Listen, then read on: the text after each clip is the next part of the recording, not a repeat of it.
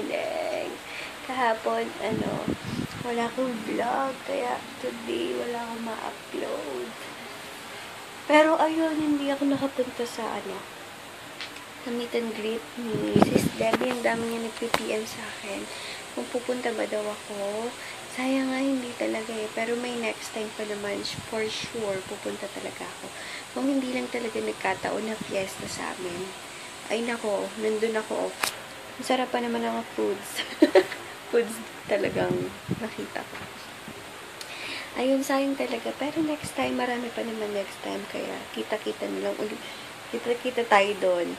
Next time. Medyo matagal-tagal pa. Ayun. Happy Monday! June na! Hello, June! Birthday month ko to, kaya talagang ang saya-saya lang. Ang dami mangyayari ngayong June, and excited na akong bilhin ng aking gustong bilhin para sa birthday ko. Ayun, basta sana mabili ko na siya as soon as possible. Happy Monday! Work na naman.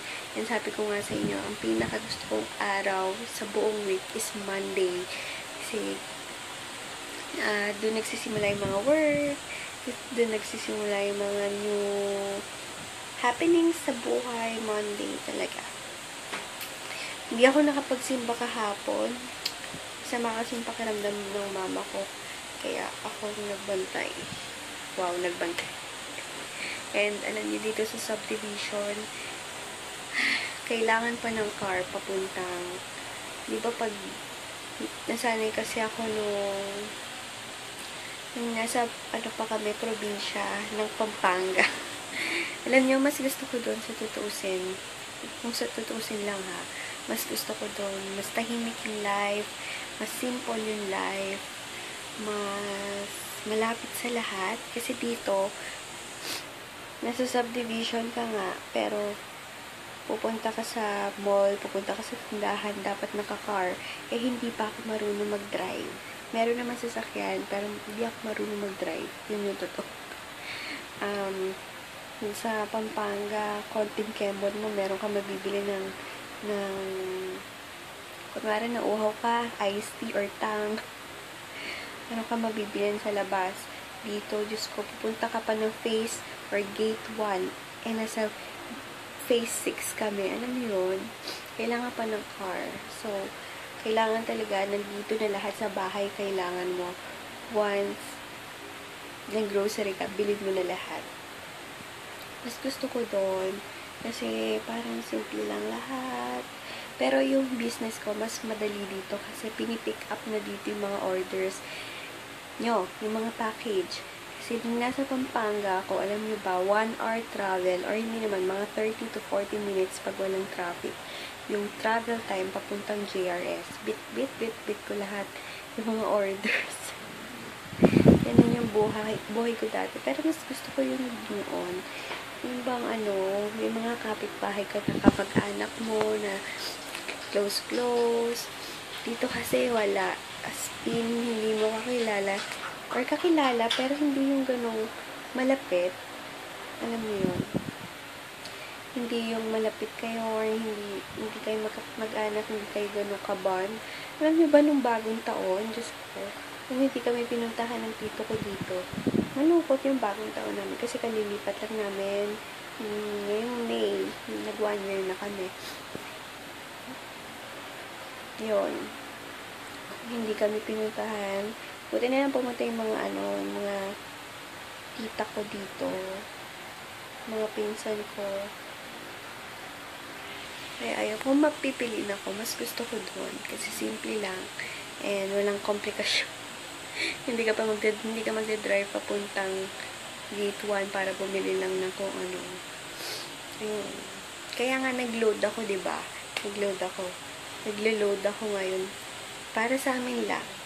Kasi, pag naubusan ka ng load, pupunta ko ulit ng gate 1. Sayang naman yung gas. Ganon. Ay, pero it's okay. Nasasanay-sanay na ako kasi 1 year na kami dito. medyo nasasanay-sanay na ako.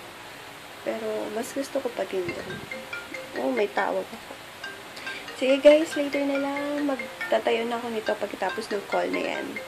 Babu! Hello! Oh my gosh, bakit ganyan yung lights? Ayan, wait lang. Labo, pasensyahan nyo na. Hi kay, Faye Hazel Obero Gallo. Hi sis! Sabi niya, nagtatanong siya kung anong magandang brand ng kulay ng blush on at kulay ng blush on. Depende kasi yan sa skin tone. Once mistisahin ka or maputi ka, mas maganda yung yung pagka-red lang, 'di ba? May pagka-pink, red. Pink pala, I mean. May pagka-pink lang kasi yung pag mistisa ka talagang kitang-kita Kitang-kita yung blush on mo. Or kung naman medyo morena ka, siguro sa may pagka-peach, mas tugma sa mga morena yun. Hindi ako sure doon. Tapos sabi niya, sis, gawa ka naman ng video ng simple and quick makeup. Please. Thanks, sis. Kailangan. Soon. Pagpa-practicean ko yan na. Pero nag-i-improve naman na yung mga pagbe-blend ko ng eyeshadow, in fairness. Hindi ko nalang binavlog.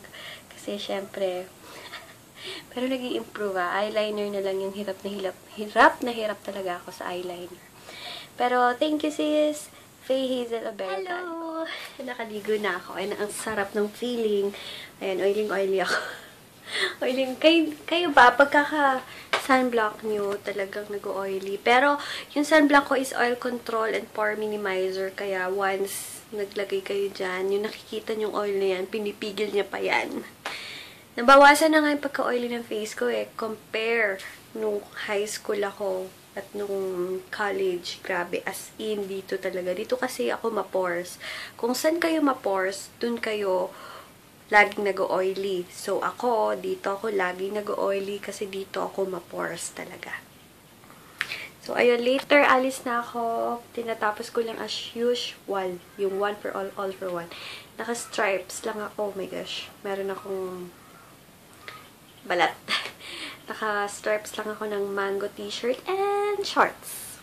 Later na lang, guys.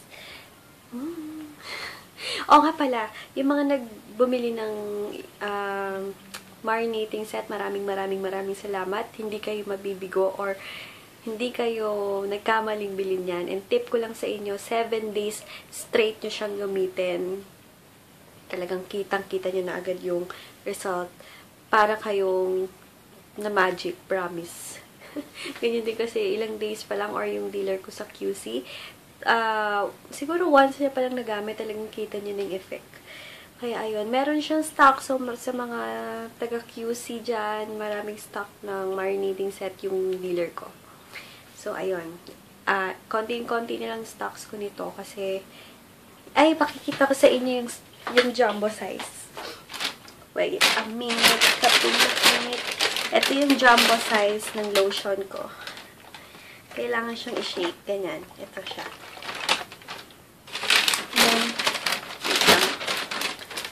Wait. Ganito. Mas malaki. Jumbo size siya.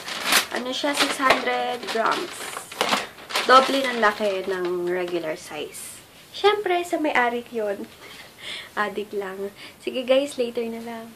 Kanina ako nag-marinating set ako. Ang ganda talaga niya. Talaga makintab-kintab siya, promise. Ayun! Thank you sa lahat ng nag-order today. Lalong-lalo na sa mga international shipment ko for today. Maraming salamat. Paalis na ako and pinatuyo ko lang ng konti yung hair ko. Kaya hindi na ako nag-powder or kung ano man. Nag-lipstick na lang ako ng Mary Kay na bigay ni Ate Mitch. Thank you very, very much. Ayan, ang problema ko talaga yung hair ko. Pangit nga, diba? Sa mga taga Cavite dyan, saan may magandang salon na magandang mag-rebond? Sa may bandang Dasma or GMA, pwede. Sabihan nyo ako kung saan ha. Kasi kung hindi man ako makauwi sa Pampanga. Pero gusto kong makauwi. Pangit ng hair ko Paalis na ako. 25% lang yung battery ko, pero may extra pa naman ako, so dadaling ko na lang yan. Ayun. Di ba sabi ko sa inyo kanina, dadaling ko yung battery. Nakalimutan ko din. Oh my gosh. Pero,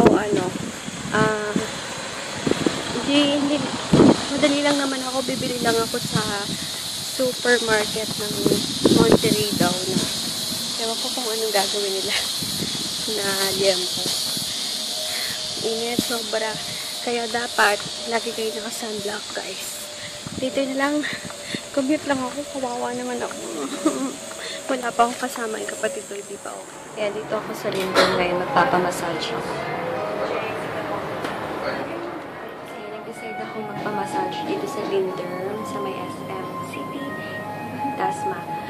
Tinitipid ko yung battery ko kasi 23% na lang siya. Kaya sorry guys, hindi ako makakapag-vlog kung ayos, pasensya na. Pero titipirin ko. Nalis ko na nga yung wifi button and yung volume ko para matipid ko yung masulit ko yung battery ko. Hinintay ko lang si ate. Magpapaano pala ako Ventosa. 500 start na. Pero gara ng ilaw. Kaya later na lang guys kasi bawal po magpapamassage. Sa wakas tapos na. Sarap. Una pala, nagsauna muna ako, hindi Ventosa. Then massage. Dito ako sa Lindor. 500 pesos siya. Pwede na, okay na din naman kasi okay naman yung service. Sige, later na lang ito. Sobrang oily pa ng hair. Mag-grocery muna ako bago umuwi. Kasi papabili ng karne yung mama. Ayan, grocery na naman. Punta lang ako ng prutas. Bili lang ako ng drink ko. Mura ng down payment nito. Ayan, bili lang ako. Hi guys! Nag-prutas lang ako. And favorite ko in-order doon sa prutas is yung spring or summer. Yung 4 season. Pauwi na ako. Every day, all day, every day, nag-grocery. Walang kasawa-sawa.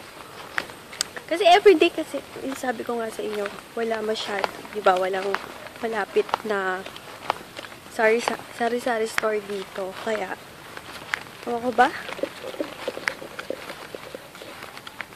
And, yung, meron palang nakikinig sa akin kanina. Meron pa ng lalaki din, salita ko ng salita, baka sabihin, nagsiselfie ako na nagsasalita. Basta, yung pauwi na ako. And, ang sarap ng massage ko. Nag-sauna muna ako. Sauna or sauna, whatsoever. Pawis na pawis. Nasarap, then massage. After ng sauna or sauna, massage. Sarap. And kung taga SM Dasma kayo, or malapit kayo sa SM Dasma, taga SM Dasma, hanapin nyo sa Lindor si Jessica kasi magaling siya. Ayun, sige guys, later na lang. Pati ulo ko and hair, minasage niya. Sabi niya, okay lang ba daw na massage yung face? Ay nako, ate wag. Baka di ba oil yun, baka hindi ko hiyang manigyawat pa ako. So, ayun. Sige guys, later na lang. Lobat na. I'm home. Nandito na ako and ang dilim na. Dilim-dilim na. Ayun. Nag-answer lang ako ng inquiries and nag-uunti-unti na ako mag-pack ngayong gabi. And ang lagkit ng aking balat. Pinuno ng oil ni ate. Pero di ba sabi nila bawal mag-shower. Pero gusto ko mag-shower. Pasaway ba?